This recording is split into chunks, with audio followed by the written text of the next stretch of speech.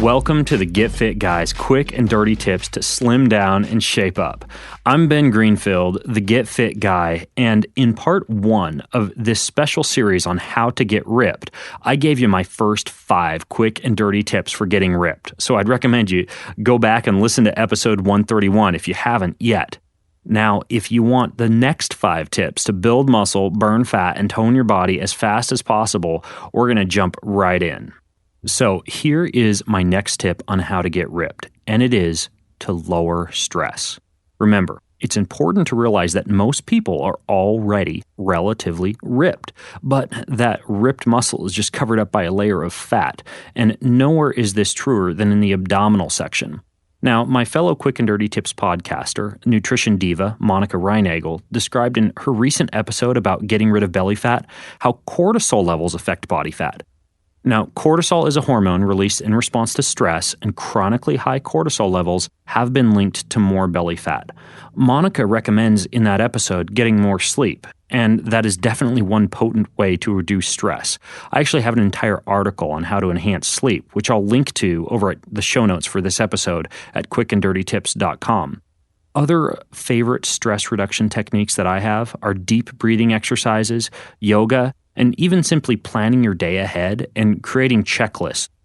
Anyways, lowering stress may not seem like much when it comes to exercising or putting on muscle or burning fat, but it makes a significant difference, especially if your fat is related to fluid retention and cortisol. Now, number 7 is to not overdo supplements. Back when I was a bodybuilder, and I'll put a link to a photo of myself as a bodybuilder in the show notes, I was sponsored by a protein shake company. And since I was a relatively poor college student, I'd easily suck down 4 or 5 canned protein shakes each day. Now, unfortunately, these shakes were filled with preservatives, cheap whey protein, artificial sweeteners, and other chemicals that left me constipated and gassy with a less than impressive midsection due to all the bloating. So even though they may have photos of ripped cover models on their label, those big tubs of fancy powder supplements may actually be doing you more harm than good when it comes to getting ripped. I've found it to be far more effective to eat clean, to choose supplements with the fewest additives and ingredients as possible, and to eat real food whenever possible. The less bloating or indigestion you have, the better your ab muscles are going to look. The next tip is to fast. Now, many studies have shown that different forms of fasting, from intermittent fasting to alternate day fasting to simply limiting the amount of snacking and grazing that you do throughout the day, can work very well for fat loss, which is going to significantly influence your ability to get ripped.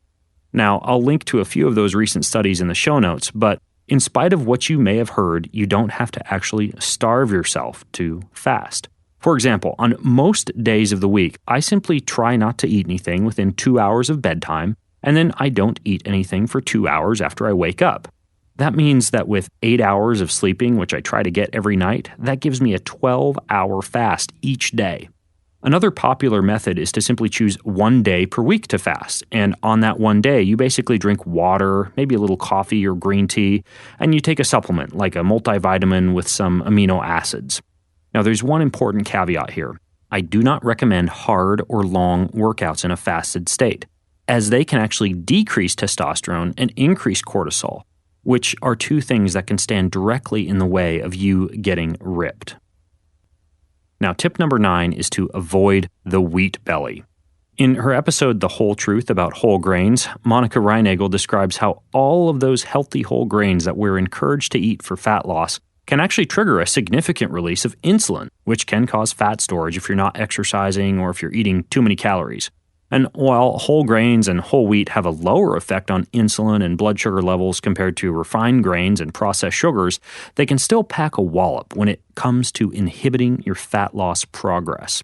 Now, because it can lower blood sugar fluctuation-based belly fat so quickly, along with a lot of bloating and indigestion, I've personally found that avoiding wheat is one of the fastest ways to the six-pack abs part of getting ripped. And as Monica describes in the episode that I'll link to in the show notes about the whole truth about whole grains, you can start by simply replacing some of the grains and whole wheat in your diet with vegetables and other nutrient-dense foods. Now, by the way, two of the other main food groups you can eliminate to get ripped faster are alcohol and processed sugar, two things that most bodybuilders and magazine cover models know to avoid, especially in those last few weeks before a show or a photo shoot. You can use those same strategies for those last few weeks before your attempts to fit into your summer swimsuit. Now, the last tip is to be consistent. In the same way that always moving, the first tip I began with in episode 131, can get you ripped fast, it's fairly rare for me to meet a ripped guy or girl who doesn't have a consistent exercise routine. In other words, when it comes to getting ripped, 2 big training sessions each week is not nearly as effective as 6 or 7 smaller, shorter training sessions each week. With what you already know about lifting heavy and sprinting, I'm going to give you a sample workout routine for getting ripped. It includes consistent movement and exercise on every day of the week. So, day 1, you could start with a full body weight training workout, such as a good dynamic warm-up, and then 4 sets of 8 repetitions of bench press paired with 4 sets of 8 repetitions of squats. So you're resting from your bench press while you're squatting, and vice versa. Next, you move on to 4 sets of 8 repetitions of deadlifts, paired with 4 sets of 8 repetitions of pull-ups or assisted pull-ups. And then finally, you finish all of this with 6 sets of maximum 10 to 15 second sprints. Then cool down. Now, day 2, you would do sprint intervals on the treadmill, the bicycle, the elliptical trainer, or even in the pool. Try 10 30 to 60 second efforts as hard as you can go. With full recovery, that means anywhere from 2 minutes to 4 minutes between each of those hard efforts. Day 3, you could do a full body, functional training routine that will get you moving gracefully and give your ripped body a nice athletic appearance. I personally would recommend the routine I describe in my episode, The Best Workout for Becoming a Better Athlete. This will throw your body some functional moves that you might not be getting with something like a bench press or a pull-up. Now, day 4, you simply do the same thing as you did on day 1.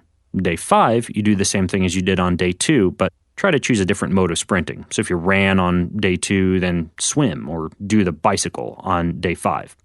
Day 6 would be the same as day 3 with that functional athletic routine. And then finally, day 7, do an easy morning walk, preferably in a fasted state with a little bit of yoga and stretching thrown in so that you recover and reboot your body, getting it ready for the next week of getting ripped. So, that's it. Those are your top 10 tips for getting ripped quickly. Now let's review. Always be moving, sprint, lift heavy stuff, increase your testosterone using food, exercise, and supplement strategies. Use cold thermogenesis. Reduce stress and sleep adequately. Don't overdo supplements, especially supplements that have lots of preservatives and sweeteners added to them. Fast. Avoid the wheat belly. And be consistent.